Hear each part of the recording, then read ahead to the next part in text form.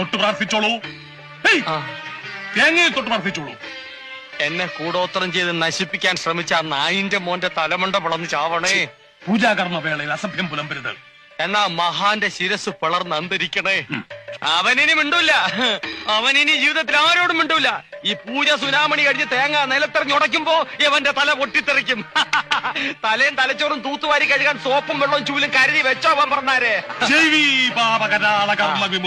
സ്വാമി പറഞ്ഞോ. പ്രജ്ഞസ്വച്ഛമന പരാക്രമ ഗുണാൻ വൈരിക്ഷയ പ്രത്യർത്ഥി. കേട്ടോ, ആക്രമിക്കാൻ വന്നവൻ ക്ഷയരോഗം വന്ന് കൊരച്ചു കൊരച്ച് ചാവുന്നു. നിങ്ങൾ എന്നെ സമ്മതിച്ചേക്ക്.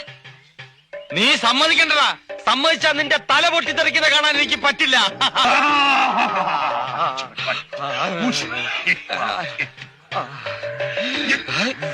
സത്യം തുറന്നു പറയൂ. ആരാ ഈ കുടം കുടിച്ചിട്ടത്? തേങ്ങ എറിഞ്ഞുടക്കി സ്വാമി അവന്റെ തല സ്വാമി. അരുത്.